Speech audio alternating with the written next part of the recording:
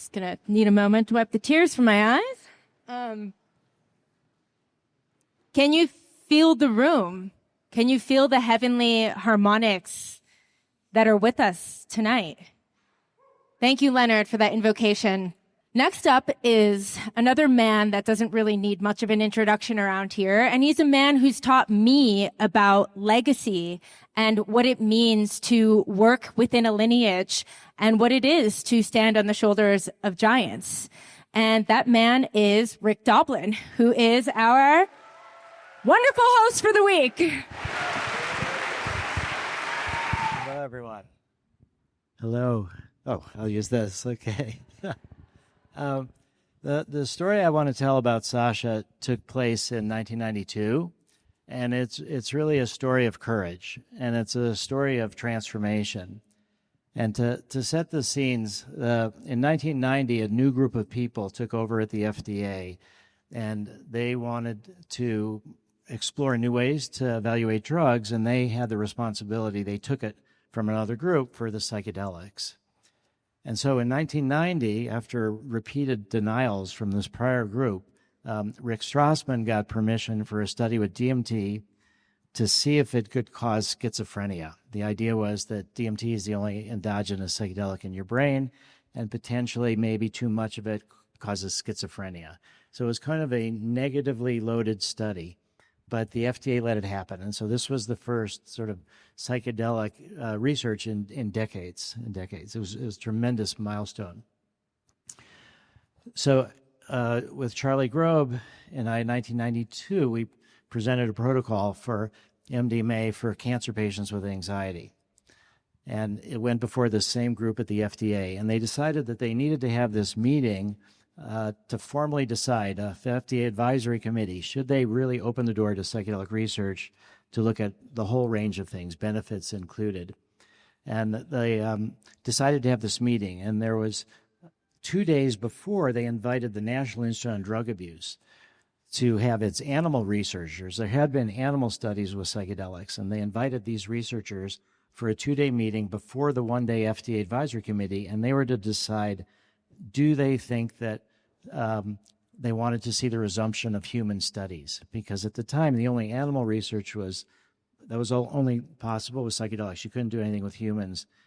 And so they had this 2-day meeting, and this meeting was filled with people from the National Institute on Drug Abuse, scientists, but it also had police. So it was the Drug Enforcement Administration, the Office of National Drug Control Policy, the Drug Czar's Office.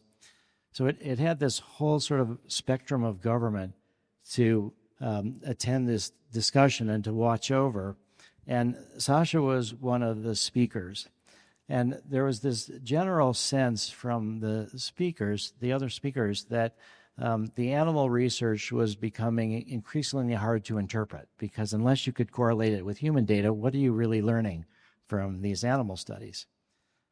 So there was this kind of sense that there was some possibility that human studies would be voted on by this committee. But this is the committee that's really, or this National Institute on Drug Abuse, has been looked only basically at negative parts of psychedelics, and had really promulgated still the MDMA neurotoxicity scares and all. So when Sasha's turn to speak came, what he ended up doing was what Gould described that he'd done in 2005, what Leonard described he sort of did with him and a bit, was that he talked about structure-activity relationships, but he described it in terms of his own experience. And at this time, it was kind of it could be considered illegal. That, in the FDA, there was the analog bill that had passed. There was this sense that to properly do human research with FDA, you need to do animal studies before you get permission to get. And so here was Sasha just giving it to himself. So it was this extremely courageous step, but it was also fascinating for all the people that were there about this is what you can learn once you are doing human studies that involve the consumption of these substances that are being created, what you can learn about the brain, what you can learn about emotions.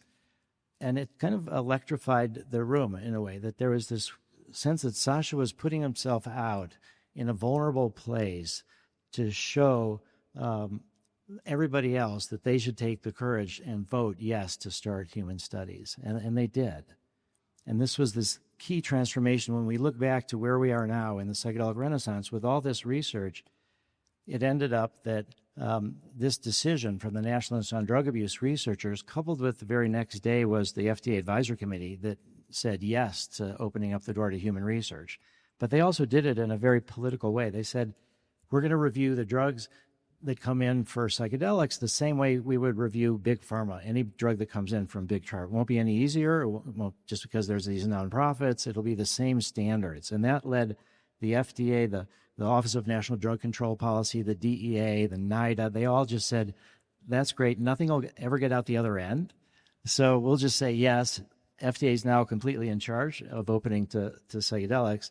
But this transformation that I saw was made by Sasha a lot. This courage, this step that he took to be vulnerable, but also to be proud, kind of, and daring. And I think he got that from his own experiences, and he saw the value. So that's what I honor about Sasha, his courage, and that's brought us to this day.